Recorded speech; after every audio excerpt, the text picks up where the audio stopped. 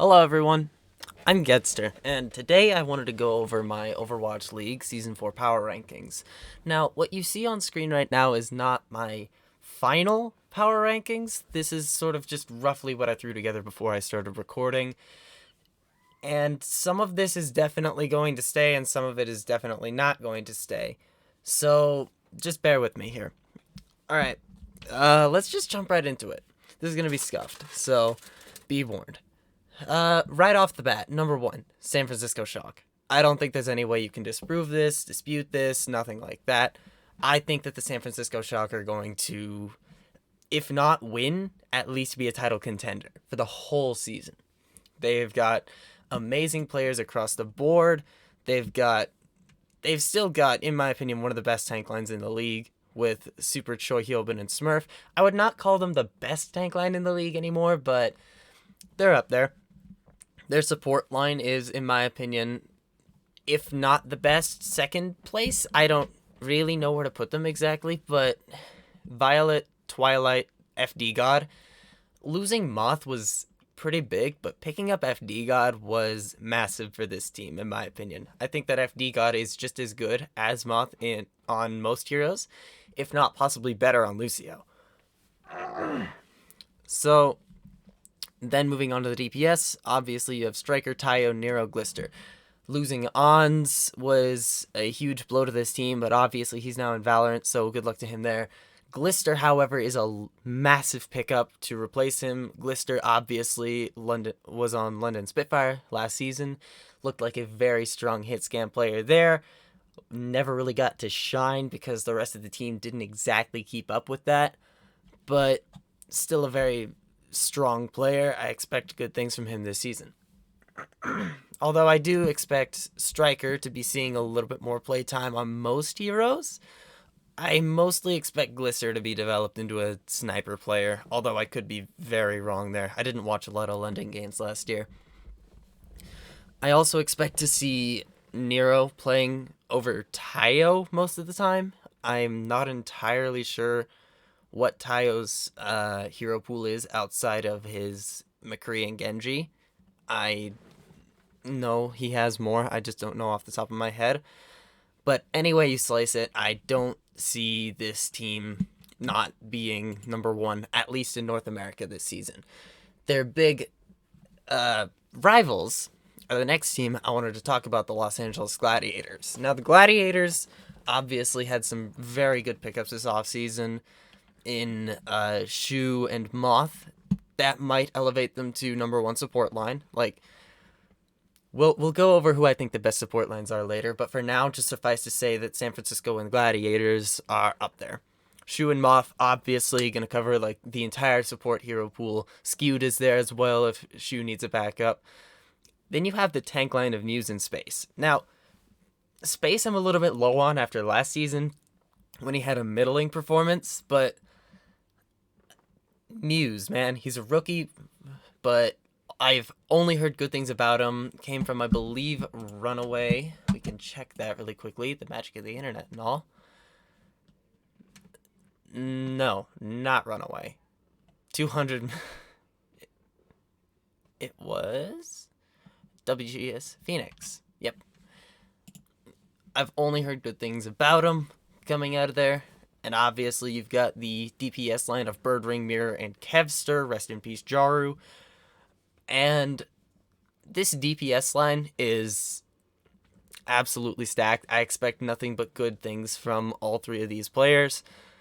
And yeah, I don't see them pushing ahead of San Francisco Shock this season, but I still think they're pretty powerful contenders. Now, this is my first big hot take, right? I think y'all are sleeping on Toronto Defiant.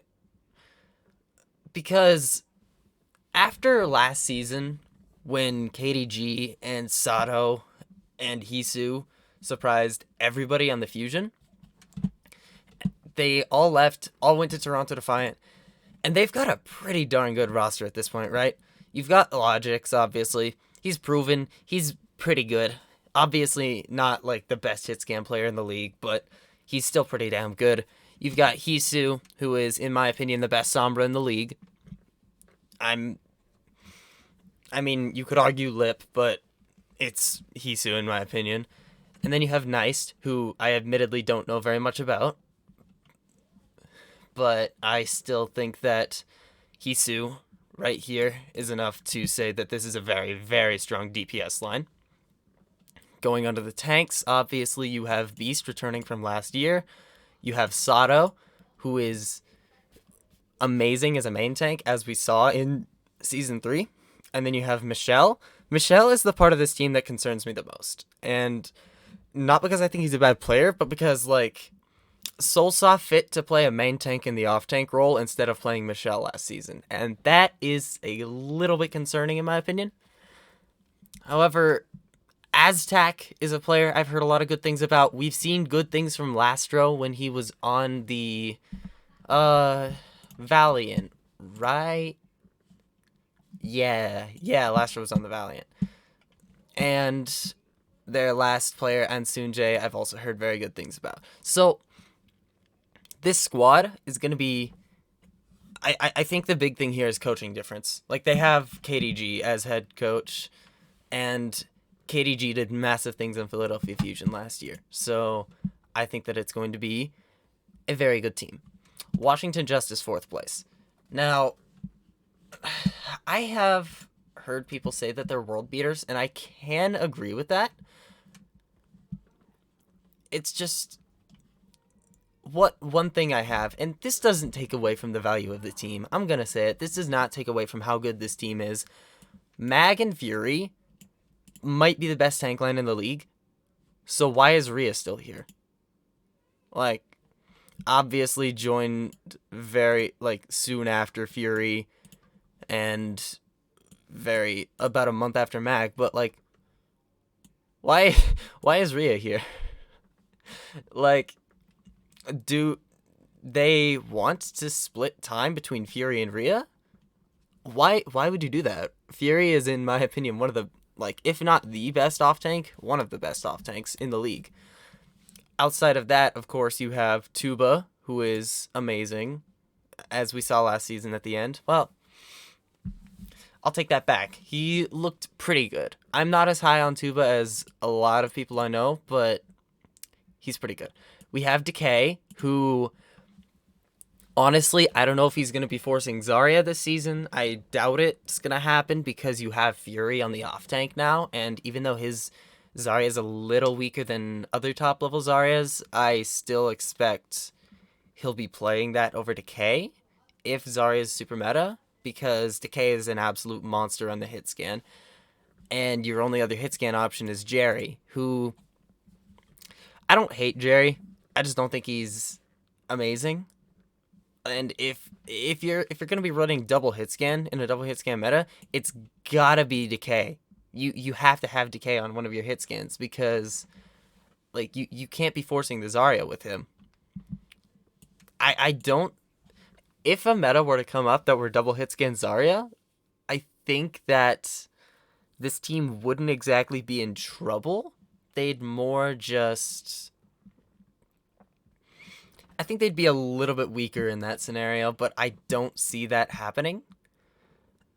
And then obviously you have Assassin, who is an incredible flex DPS player out of Korean contenders. And then this is the other part that concerns me. Your support line is Bebe and Closer. I don't hate this support line. I really don't want to dislike it, but I don't know, it just doesn't inspire that much confidence in me. Like, if your team is going to be world beaters, then you have to have, like, top-level players at every position, and Bebe is not what I would call a top-level flex support. Played for the Spark, looked good, but never amazing, in my opinion, and then we all know Closer. We all know Closer. We do, yes. So, yeah, that's how I feel about Washington Justice. I do think that Toronto Defiant slightly outdoes them. I'm very prepared to be wrong about that, though. These next three, I'm actually very unsure of where to place. I'm pretty confident in my bottom five, but I have no idea where to place Florida, Dallas, and Boston. I'm gonna be real with you guys. I don't know what order these teams are going to be in. I want to say this, but I also really like Boston this year, so I'm tempted to put them above Dallas. But at the same time, I remember that Dallas was just Paris from last year, and we know how much they surprised us. Hell, Dallas are just Element Mystic at this point. It's really hard for me to say, but I think I'll actually end up putting Dallas over Florida and then Florida over Boston. Even though I really want this Boston lineup to do well, I think that this is how it's going to go. I think I'm pretty comfortable putting Dallas at top 5 NA. I don't know. It's hard. I might come back and change this later on. But how can you really argue against this? Like, the only thing I see here is the fact that, like, does this man play Tracer? And I mean, of course he plays Tracer. We've seen him on Tracer before, but, like, does he play a top-level Tracer? If a Tracer meta comes along, will he be able to keep up with the players like Striker, like the Bird Ring? I can't think of more Tracer players because I'm a moron, but I don't think he can. If a Tracer meta comes up, then the Dallas Fuel are in trouble. And I don't know. For that, I might be willing to put Florida above them. But outside of that, I think that Dallas might also have the best tank line in the league with Hanbin and Fearless. And again, it's the supports that concern me. Fielder, Repel, and Jexay. Well, is Fielder going to be playing on ping again? I would assume he's not, but it's slightly concerning if he is. Is Repel going to look like he did on the Outlaws? That would be concerning, to say the least. And Jexa, I don't hate Jexa. I've heard good things about him as an in-game leader. I think he's a solid player, but not a player you would pick to win you a championship. You know? That's my take on Dallas. So we'll move on to Florida Mayhem now. Florida Mayhem, I think, is a very interesting team. And I think the big question mark on everyone's mind when they look at this lineup is this man right here, OGE. And I like OGE. I think he's one of the better, like, historical main tanks in the league. I just think that he has been unlucky with the teams that he's been on. Because he was on Fuel, and we all know about Fuel in Season 1. And then he was on... what was it? No, he was on Gladiators first, wasn't he? I don't know. I don't remember the timeline. He's been on a lot of teams is what I'm getting at here. Yeah, he started on Fuel, and they never did amazing outside of, like, Stage 4 Season 1. And then on the Gladiators, apparently he didn't mesh well. It really looked like he did not mesh well with Space last year. Maybe that's why I'm not so high on Space, because he didn't have a tank partner that really helped him. But, like, we've been high on OGE for, like, 2-3 years at this point, right? And I don't know if I still want to believe in him, but I want to believe in him, you know? I think he's a good player. I think he has a lot of potential. And I think that Gargoyle is an amazing off-tank to put by his side. The question is, will that tank duo actually mesh this year? I hope they do, because, again, I like OG. And OGE is unfortunately a massive downgrade from Fate, who they had last year. But, damn, if this is not a solid, probably mid-table team outside of that. Obviously, BQB and Yaki are amazing DPS players. I know very little about Checkmate, but I know I've heard good things about Checkmate. Gangnam Jin, obviously an amazing flex support. Slime, obviously an amazing main support. Used to play on the Titans, went to Seoul Dynasty, I believe. Didn't really play there. Or did he? I don't remember if he played over Toby or not. But, like, this right here, this is a pretty solid North American squad. And unfortunately, everybody above them, I believe, is just better. Boston Uprising. This is a team like I said, I want this team to do well. Color Hex right here. I think he's one of the most underrated, like over-hated players in the Overwatch League. I think that he's good at his heroes.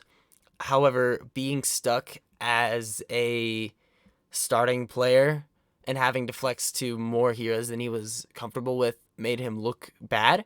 I think that when he's able to play his Doomfist, his Widowmaker in particular, those two, he looks very strong. Obviously, I don't expect Fusions to play very much, but a tank line of Punk and Stand 1 is very solid. I think that out of all of the players they brought back from previous seasons, Punk is the one that I think I personally am most excited to see play more. And obviously more OCE representation in Overwatch League. I absolutely love that. For the support line, you've got Myambong and Faith. Obviously, Myambong is amazing. We've seen him play. We saw him play last year. He was a very, very solid player. Faith, I've heard good things about. Came out of Contenders. Was it WGS? I don't remember. Yeah, it was WGS. Faith, very good main support off WGS. Remains to be seen just how good he is. DPS, this is where I think the team is going to get, like, this is where the team is made or broken. Make or break moment for this team is in the DPS, and they've got Color Hex, I'm 37, Soon, and Valentine. I expect Soon to be playing a lot. If I'm being honest, I expect Soon to be the starting hit scan for this team over I'm 37. I like I'm 37. I don't think he's as good as Soon. You'll hear me say I like a lot of players, if you didn't already gather that. Valentine, obviously an amazing flex DPS, definitely more flexible than Color Hex. I think that a starting DPS line of Soon and Valentine could be very solid. I just don't know if it lines up to better DPS lines. Obviously, Soon an amazing Tracer player, so they don't have the same problem that Dallas has. And then we move on to the Atlanta Reign. See, this is a team that had a lot of expectations going into last year with the Gator and Hawk lineup, the Masa and Dogman support line from last year. And obviously this year last year they did not quite get to that point. And this year they're trying to do better. So they've signed some very solid players across the board, except I'm not confident in the tank line again. Gator and Hawk, they need to step up big time for this team. They need to do better. I don't want to sound mean or anything because I like them both as players. I think they're both great guys. They need to do better than last year. They were very underwhelming. Masa, also not the most... I struggle to find the word. Wasn't the best main support last year. Like, probably bottom half NA in my opinion. And then the part about this team that I do like is the DPS line. Edison, Pelican, and Kai are all very good players. Kai, obviously, coming from that LAV roster that got shafted. Unfortunate situation for everyone involved. Pelican, a great player coming out of Contenders. Edison, obviously, a very good player. Hopefully, we don't get an Erster situation where Edison just never plays.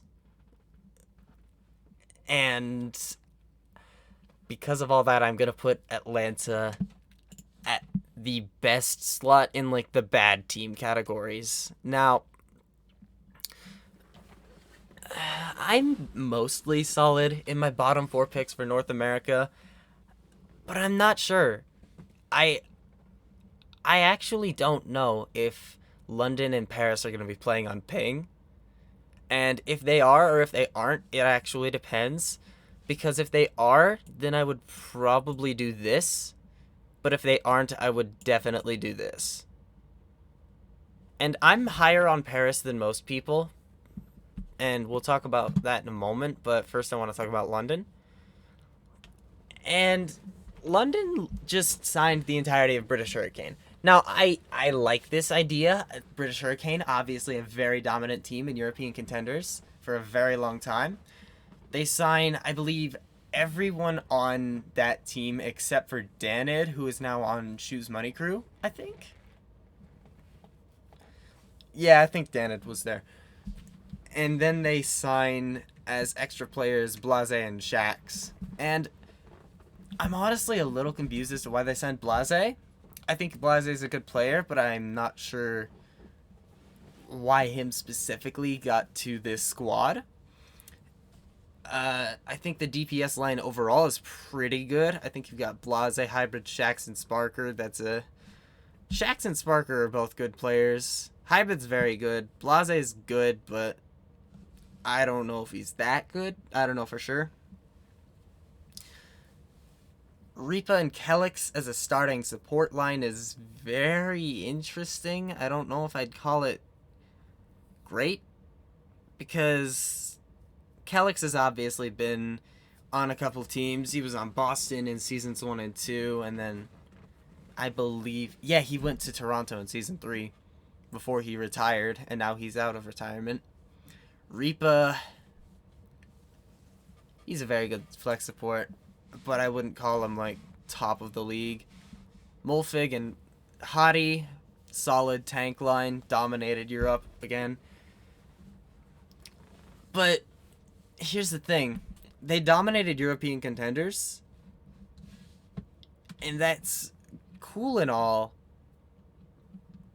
but this isn't European contenders anymore. This is Overwatch League, and if you're going to be playing on high ping against the best teams in the world, you're in the North American region. You're going to be playing against teams like the Gladiators, like the Defiant, like the Shock. That's what they're called.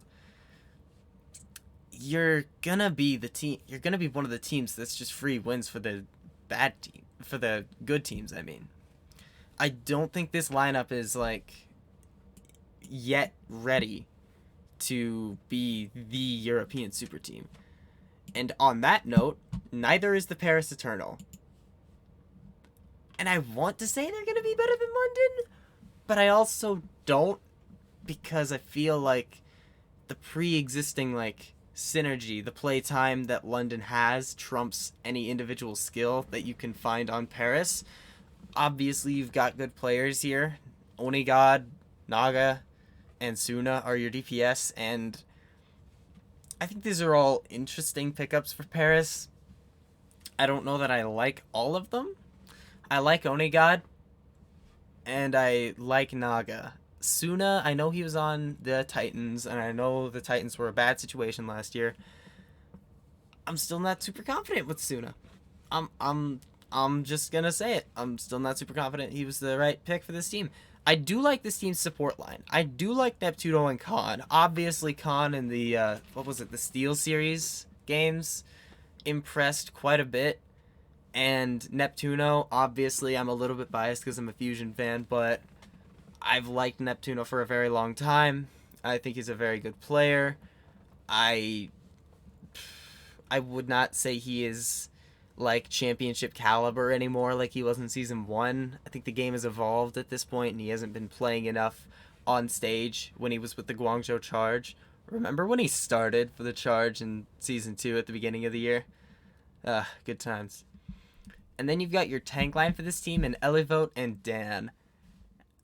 Or is it Don? I think it's Dan. I'm just gonna say Dan. Typical American, not knowing how to pronounce things. I'm not super confident with Elevote, honestly. But I'm also not super confident with Don. Like, Dan, I will never pick a pronunciation for this guy. I'm sorry if you're watching this. You probably aren't, but whatever. I'm not super confident in this tank line. I love Avala. I love what she's assembled here. In this house, we stand Avala, but, like, I'm not super confident in this team doing super well. And then we have Houston and Vancouver at the bottom. I don't really think I need to talk about them very much. They're just the bottom of North America. I think that having 5 DPS players on Houston will cause problems, even if some of them are as good as Dante and KSF are. I have a lot of stock in those two in particular. If they wanted to sign Jake as a coach, they should have just signed Jake as a coach. He might want to have the drive to come back and play, but they should have just signed him as a coach again. Well, not again, but I think Piggy and Jongu might be the worst tank line in North America, possibly the league. Like, I have heard almost nothing positive about them. Outside of, like, if it's a Zarya meta, maybe they're good. And Crimzo and Juby as your support line. I just don't think it's going to be that good. I've wanted Outlaws to be good for several years. I like the brand. I like the team. I just don't think they're going to be good. And that makes me sad because I quite like the Outlaws. Vancouver Titans. This is your reminder that fuck Luminosity for screwing over Runaway. I miss you guys. Anyways, Dalton, Shredlock, Rolf, Linkser, Fried Wiener, Fire, and Teru. The only players here that I think I'm super confident will do well are Linkser and FRD. Outside of that, I have no idea. Maybe Fire shows up. He was on the Atlanta Reign. Maybe he shows up. Maybe Teru's good. Maybe Dalton's good. I don't see Shredlock or Rolf surprising anybody. I just don't see this team doing very well. I think they'll be last place NA. Rip Runaway. And now we move on to APAC. And I am... We'll put it this way. I think I'm much less confident in APAC than I am North America. Just because I think every team between Spark and Hunters could take up one of these 5 slots. And I don't want to just say that and not talk about them, because that would just be me chickening out of this whole thing. But I think that pretty definitively Shanghai is number 1 in APAC. I think, again, they have a legitimate argument at number 1 in the world. The problem is the main tank, which still is not a problem. Fate is an amazing player. Obviously was on the Los Angeles Valiant and the Florida Mayhem over his Overwatch League career. And he's a good main tank, but I'm not sure he's as good as Fearless. Because Fearless really, really did well for this team last year.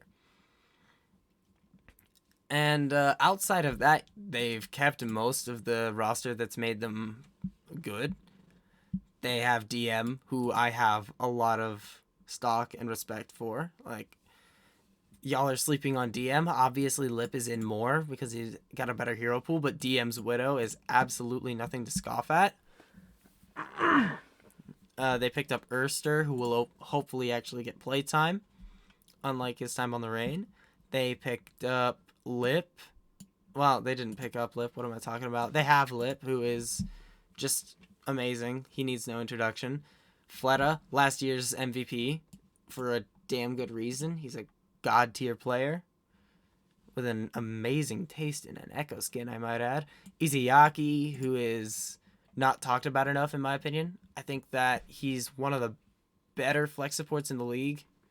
Maybe not top 5, but you could maybe say top 5. His competition in Mali. And honestly, normally I would say something like, why is Molly here when Izuyaki's so good? But I actually think that having Molly here is a good thing, because it pressures Izuyaki to be even better. And if Izuyaki can cement himself as a top 3 flex support, this team probably wins the league. I'm going to say it. And obviously they have Lee Jae-gon, who is probably the best main support in the league. I don't think it's a stretch to say that. I think that he's an incredible player on every single main support hero. And yeah, that's just about it for the Shanghai Dragons. I think they're number 1 APAC. Philadelphia Fusion. If you had asked me a couple weeks ago where I would rank these guys in APAC, I probably would have said 3rd or 4th. And then they picked up Rascal. Now, obviously, Rascal needs no introduction. He's been on the Shock and the... What? Was he on the Spitfire at one point? I don't remember. But he's been on the Shock for a while. Easily one of the best DPS players the game's ever had. We've got Carpe. Needs no introduction. I don't think he's as good as he used to be, but I still think he's a very, very solid hit scan player. EQO, who, in my opinion, is like a top 3 Genji. I know that's a hot take, but he's legitimately amazing at that hero. The Shockwave pickup actually confused me when it initially happened. But now I think it makes more sense. Because, like, with Hisu leaving, you really did not have a second player for double hit scan. And Shockwave played on high ping last year. I believe he played from Europe, playing with the Titans in NA. And he still looked very solid on the hit scan. Very similar to Glister. Very good hit scan player on a bad team. Sorry for clearing my throat so much. So in a double hit scan meta, Carpe Shockwave is going to be very, very strong. And Rascal is just going to pick up any slack in any flex DPS position. Mei, Genji, Hanzo, just name a hero, Rascal will play it. The support line. This is the concerning part because apparently Funny Astro has visa issues. And I don't know if these are going to be fixed by the time the season starts. But if he's playing on high ping, that's a concern. But on the other side of things, you have Alarm. And Alarm is, in my opinion, the best flex support in the league. I know a lot of people would argue for Violet. But personally, I'd say Alarm. But only via very slim, very, very slim margin. And then there's the part of the team that most people are wary of, that being the tank line. Losing Sato was a big hit, obviously. Losing Fury was a huge hit, obviously. But to replace Sato, the Fusion picked up Mono. Formerly of New York, of course. Everybody knows Mono. One of the most composed main tank players in the league. Very, very solid for a very good team for 3 seasons. I think that Mono still has a claim to being one of the best main tanks in Overwatch. Straight up. And then Poco. Now, people say Poco's bad. Poco's washed. But y'all gotta realize, he got benched for Fury.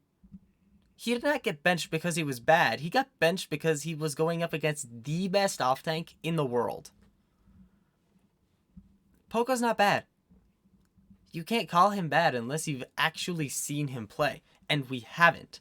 I expect Poco to come back with a desire to compete. And obviously he's going to be the weak link on this team. Obviously he's going to get diffed by off-tanks like Void and Krong and etc, etc, etc. But I don't think he's bad. And I don't think he's going to be bad for this team. Alright. This is where it gets difficult. This is where I'm probably going to do a lot of rearranging. Anywhere from Hangzhou Spark to Chengdu Hunters, I think can punch above their weight. I think that they're going to end in 3rd through 6th. Yeah, that... Wait. What? 3rd through 7th? I think that they can possibly end anywhere from 3rd through 7th, and they're going to take games off the Fusion Dragons. I think that's all of these teams. The question is what order to put them in now. And this is why I don't like normally doing power rankings, but I think that I'm tempted to move New York above Hangzhou. And we'll talk about Hangzhou first for me to explain why. This this team is two teams. Let's just get that out of the way right now. This team is two separate teams. They have a Korean half and a Chinese half. Everybody knows this, right? Your Chinese team is Coldest, Mika, Shy, Liege, Gushui. Obviously, that's only five, but that's 5/6 of a full team, right? You've got Gushui, who is one of the better main tanks in APAC. Coldest, solid flex support. Mika, solid support player. Liege, alright. You've got Shy, very good DPS player. Then you move on to the other half of the team, the Korean half. You've got Godsby and Architect and Solman Soo on DPS. And I want to say Solman Soo starts for this team, but I'm not sure. I don't know enough about the Spark. I don't know enough about Godsby to know if he's still able to play. Obviously, you've also got an underage player down here in Takoyaki playing tank. You've got Bernard, formerly of the London Spitfire. You've got MCD on support and IDK. And I don't know. If these two teams if this team decides to actually split and do like one team plays sometimes and the other team plays sometimes, I don't know how I feel about that. I don't know how I feel about a potential like two separate teams under one org situation. I don't know. I don't know. I honestly have no idea. I don't know if that works. I don't know if that's what they're planning. I'm not claiming to be an expert.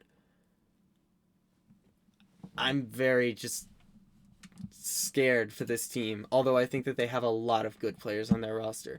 Now we can move to New York to talk about why I think they're better than Spark, right? Right off the bat, the only player left from the old guard of New York Excelsior is Jonak. And I still rate Jonak as a pretty good flex support player. Last year, obviously, not his greatest season, but he's still excellent, in my opinion. I still think that he can have a resurgence this year, and I think it's very possible that he does have a resurgence this year. And with Friday as his new main support, I think Friday's an upgrade over Animo. I'm going to be honest. I think Friday's a very good pickup for this team. And then your tank lane is Yakpung Bianca. Bianca obviously on the team last year. Yakpung, formerly on Toronto Defiant, went back to Contenders, and I think that he's going to turn out to be better than he was on Defiant. How good that is remains to be seen. And then DPS, you've got, right off the bat, I'm looking at this DPS line, and the number one thing I see is Ivy, right? I think Ivy is going to be the flex DPS for this team. Straight up. Let's see. Who do these other guys play? Because I legitimately don't remember the hero pools for these guys. So Feather's a flex. Flora's a hit scan. Guangbun's a hit scan. Okay. I expect that Ivy will get playtime over Feather. Straight up. I think Ivy is just one of the best flex supports in the league, if not. I wouldn't call him the best. I think Rascal and... yeah, probably just Rascal beat him out. Maybe Libero. Rest in peace. He's still not on a team. I'm still upset about that. I have no idea who's going to play between Flora and Guangbun, but I've heard that they're both incredible players. And that's why I think New York is going to be third in APAC. Seoul Dynasty. I'm really going to regret putting Seoul Dynasty in 5th place in APAC. I already feel it. I just know that they're going to do something to surprise everybody. Like, who expected them to go to the grand finals last year? Nobody expected them to beat out teams like the Charge or the Excelsior to go to the Final Four. And then they went all the way to the grand finals, where obviously they lost to the Shock, but it was also the least one-sided grand finals of all time. So, on this team, in terms of the tanks, you have 2U, who impressed in the playoffs, Gesture, and Marvel. Who plays between Gesture and Marvel? That's my question.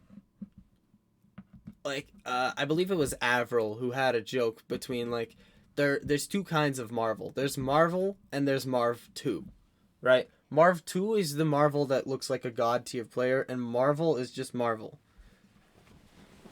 He's alright. So, and then there's the distinct possibility that they play Marvel and Gesture for this team, right? They can play double main tank. They played double main tank last year. They didn't at the end because they had 2U, but they could do it again. You never know. Then you have your DPS line of Fitz and Prophet and Sabiolbi. I love Sabiolbi, right? He's the player that got me into Overwatch. There is no way he plays for this team. No way. His signature heroes are all covered by Prophet and Fitz. I just don't see him playing. And I'm really sad about it. But Fitz and Prophet are an amazing DPS duo. And I'm very excited to see them play this season. Creative and Onimo as your support line, that's the part that concerns me, right? Onimo, I don't have a lot of stock in him. I'm going to be honest. I know he's solid, but I don't love him as a player. I think I would have rather kept Toby, if I'm being honest. Creative, I like Creative. I think he's a good player to be keeping, especially, I think he could pop off this year. I think he could probably punch above players like Jonak, Izayaki possibly. I don't know, it's hard to say. This team in particular, I know I said that every team between 3rd and 7th could punch above their weight. This team in particular, I would not be surprised if they beat out the Fusion. Because here's the thing about APAC, right? This whole region is teams that can beat each other. This region is stacked. This is the only team that might lose some games, and even then, that might not lose games, I should say. And even then, London was taking games off Shanghai last year. Not very many, but there were a few. This is a hard region to gauge. And I'm not entirely sure where to put all these teams. I'm tempted to put the Hunters over the Charge, but then I remember that the Charge have Krong, and we're moving to the Charge now. I lead Rio, Krong, Kariv, Mondu, Michaeli, Choi Se-hwan, Jihoon. The only part about this team that I don't like is the support line. Kariv and Mondu, I love Kariv. I don't think he's going to pop off as hard as he did on the Valiant. I don't think he was ever going to hit those heights again. Mondu on New York last year, I don't even think he played. I don't even think he played over Onimo once. Maybe he didn't, I don't remember, but I just don't like him as a starter for this team when he's completely unproven. I've heard only good things about their DPS line, and Eileen's obviously proven. Michaeli and Choi Se-hwan, I've also heard good things about. And then you have your tank line of Rio and Krong and Jihoon, but I don't expect Jihoon to play. I think Rio and Krong are a very, very solid team. Tank line, I should say. I think this team's very solid. I don't think they're going to be top 5 APAC. Although any of these teams could be top 5 APAC, except the Valiant, but we'll get to them. Chengdu Hunters. They're still a full Chinese team. That's cool. But who's starting for this team, right? I would expect. Oh, Yveltal's a 2-way. That's weird. So does 1987. I actually have no idea who starts for this team. Do they start Among? Or do they start Gaga? I think they'd start Gaga. I've heard that Gaga has an excellent ball and every other main tank, but Among is like the champion of this team. Among is everyone's favorite player on Chengdu. Did they just stop him? Did they just stop him from playing? I like the DPS line a lot more. I like Leave, Jimmy, Jinmu, and Kaneki. I know nothing about Kaneki, but the other three I know are excellent players. I think that they're going to be a very, very good DPS line. And then I don't know. This team is just weird to me. You've got Yveltal and Late Young on a two-way. Why is Yveltal on a two-way? Yveltal was a very solid main support for this team. Not the greatest main support in APAC, but very solid. I don't know. Maybe this team surprises me. I just see them being the worst of the not Valiant teams. And then we get to the Valiant. And is it really fair to put these guys anywhere that's not the bottom? Like, they have Waya and Crystal, who have been on Overwatch League teams before. Who are the rest of these guys? I'm sorry. I haven't done a lot of digging into these guys because I haven't bothered. I've only heard that like some of these players haven't played since 2018, but who are these guys? I know that people said the same thing about the Chengdu Hunters in 2019. Like, some of these players haven't played since 2018. Who are they? But this is the Valiant, man. This is the Valiant. I'm also just obligated to put them at the bottom because of all of these guys that I feel really bad for. So, yeah. In terms of who I think is going to win the whole thing, I think we're going to do it this way. I think that the worst team in the league that can reasonably say they could win it this year is probably... We'll do this in North America and APAC. I think in North America, it's probably Washington Justice. I don't see Dallas Field winning without a Tracer player. I think that they're very good, but I don't think they're going to be able to secure the trophy. I think that Justice, being just straight up better, are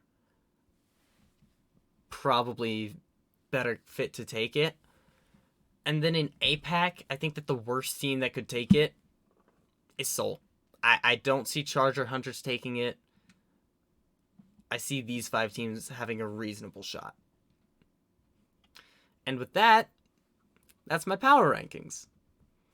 It's a little bit of a longer, like, rambling, free-form sort of video, but if you watched all the way, then I hope you enjoyed it. And, you know, maybe I'll do more of this. Thanks for watching.